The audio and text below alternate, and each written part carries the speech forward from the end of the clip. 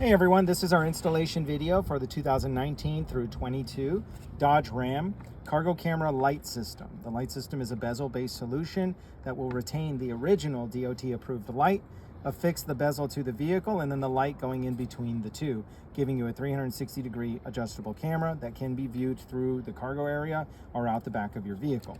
So we're going to proceed to the installation, which begins by removing the 4 factory screws from the original light. Once you remove these screws, you will no longer be needing them, so you can discard them, but for now, I'm just going to set them aside. Once the screws are removed, the light is held in by 2 retaining clips. I'm going to go ahead and pull on that, and the clips come undone. Then, of course, there's a single Molex connector that plugs the light into its place. We're going to go ahead and remove that just by pinching the clip and sliding it out.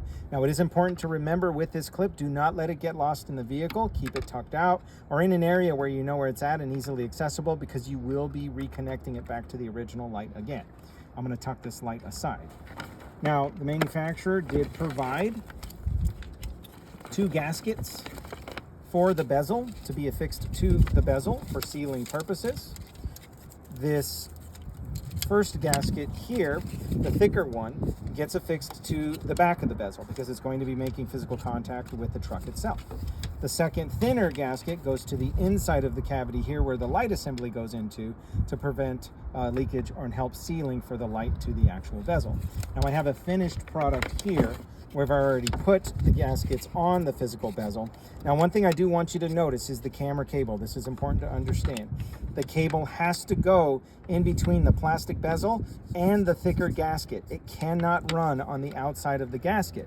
That will prevent proper sealing and can cause things like leakage and potential damage. So please be cautious when putting the gaskets on. Make sure it goes in the right area. The manufacturer did create a small channel groove here that allows you to know where the camera cable goes. So that way that helps as well. We're going to take these bulk cables, we're going to tuck it to the inside of the cavity here, specifically because this is where we're going to be retaining the cable or retrieving the cable from the inside of the vehicle so we can feed it to the front of the radio. So now that I've put the gasket into its place, we're going to go ahead and have the bezel seated in its current area. Again, we know exactly where the plug is. Okay, we're going to proceed to now grab the light, connect the light and the plug back together. Once we do this and the bezel is in place and I'm holding it, you can take the light and seat the light right up against the bezel like so. Once we do this, again, keep in mind we are not using the existing factory screws. These are going to be discarded. Do not use them. If you use them or attempt to, you can cause damage to the light, so do not use them. The manufacturer has provided new screws to help make that installation proper, so that way you don't have to worry about this stuff later. Okay? So I'm going to go ahead and get these screws into place. There we go.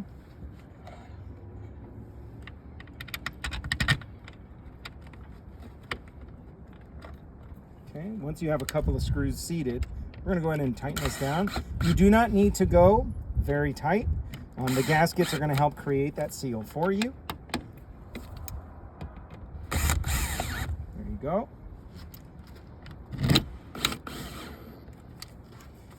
And the system has now been installed. This is a completed assembly.